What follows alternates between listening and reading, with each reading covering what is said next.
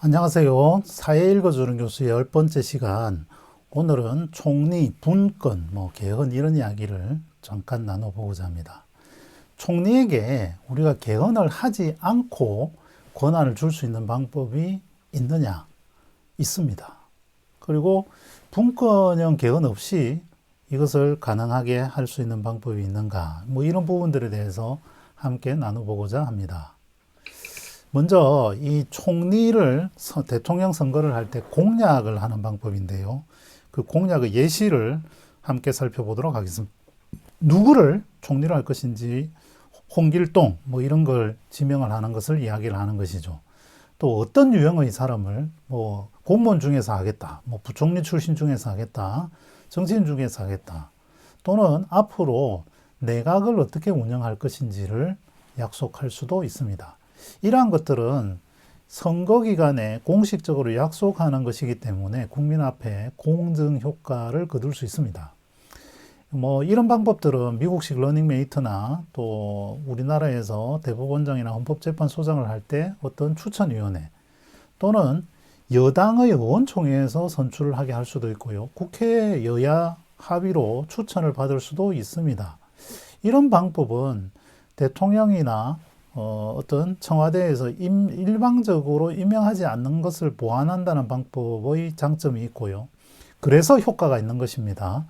그리고 이 부분들이 대선에서도 효과가 있을 수 있는데요. 지역 간 조합, 노장의 조합, 또 정치와 행정 전문가의 조합, 남녀, 개혁과 안정, 보수와 진보, 남자와 여자 이런 부분 내에서 효과가 있다고 하겠습니다. 그뿐만 아니라 지금처럼 비호감 후보가 많았을 경우에 이런 부분들에 대한 보완도 가능하고요. 또 분권을 약속하는 측면의 효과도 있습니다. 단점도 물론 있습니다. 인사권의 제약인데요.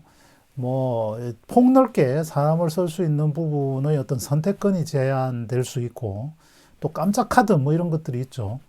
그리고 정치적 위기를 당면했을 때 총리를 교체하는 것이 어떤 정치적인 책임을 이렇게 할 수 있는 그런 측면의 선택권이 축소되는 그런 부분도 있습니다. 근데 결정적으로는 선거 캠프에서 모두 다 열심히 하고 있는데 특정인 누군가를 지명을 할 경우에 지명받지 못한 사람들 사이에서 분란이 생길 수 있다라는 것이 가장 큰 단점으로 작용하는 것 같습니다. 또 현실적인 부분이기도 하고요. 이런 제도를 개헌과 비교를 해보면 우선 절차나 비용이 감소된다는 측면이 가장 큰 장점입니다. 국민투표하지 않아도 되고요. 그래서 실현 가능성이 올라갑니다. 제도적인 걸림돌도 없고요.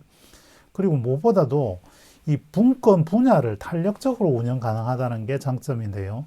예를 들면 흔히 외교국방 내치를 대통령이 맡고 이 내치를 총리가 맡는다 이렇게 이야기를 하는데, 그럼 FTA의 경우에 내수 경제와 외교적인 영역의 대통령이 누가 맡아야 되느냐 하는 고민이 생깁니다. 또 개성공단이 지금 문을 닫고 있지만 앞으로 북한과의 문제를 해결하는 데 있어서 이 역시 대통령이 결정할 부분이냐 총리가 할 부분이냐 이런 부분들이 문제가 생길 수 있습니다. 물론 이제 경제와 비경제 이렇게 나누어서 맡을 수도 있는데 전반적으로 우리나라에서 아직 분권이 그렇게 활성화되어 있지 않기 때문에 그런 고민을 하는 것 같기도 합니다. 자, 우리가 제왕적 대통령의 문제를 여태까지 매우 오랜 기간 동안에 고민해 왔는데요. 이 문제를 지혜로운 총리를 통해서 한번 보완해 볼 수 있도록 함께 기도해 주시고, 또 권력에 대한 욕심보다는 국익을 위해서 또 판단할 수 있도록 함께 기도해 주시면 감사하겠습니다. NCH 위해서도 기도해 주시고요. 구독, 좋아요, 알림 설정도 부탁드립니다. 감사합니다.